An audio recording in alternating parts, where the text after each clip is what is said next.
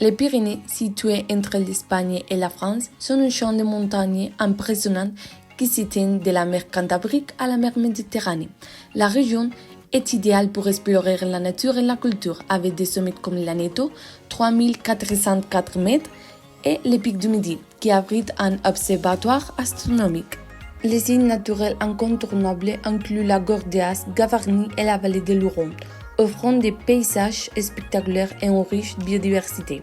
Les villages pittoresques comme Biella et Aïnsa valent également du tour. En été, les Pyrénées attirent les randonneurs et les amateurs de VTT, rafting et kayak. En plus, le chemin du Saint-Jacques-de-Compostelle traverse la région offrant une expérience unique. La culture pyrénéenne est riche avec des événements locaux comme le carnaval de Bielsa. La gastronomie montagnarde est également à découvrir avec les plats comme les migas pastorales ainsi que des produits locaux comme les fromages artisanaux et le miel.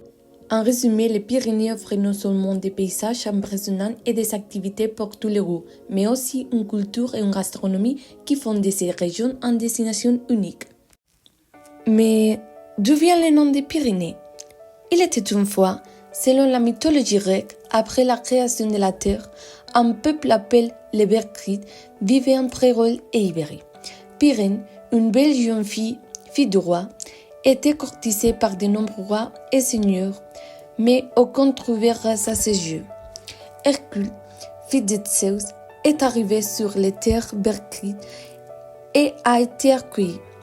Lors d'un festin, Pyrène et Hercule se sont rencontrés et sont tombés amoureux.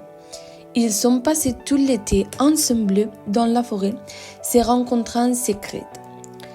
À l'arrivée de l'automne, Hercule a compris qu'il devait partir. Pyrène, qui s'attendait à un enfant, a cherché désespérément Hercule, mais ne l'a jamais retrouvé.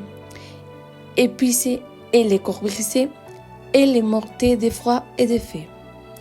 À son retour, Hercule a appris la triste nouvelle de la disparition de Pyrène et il s'est mis à la recherche de son corps. Après des jours de recherche, il a trouvé finalement la dépouille de Pyrène. Hercule a décidé de lui construire un tombeau digne de son amour.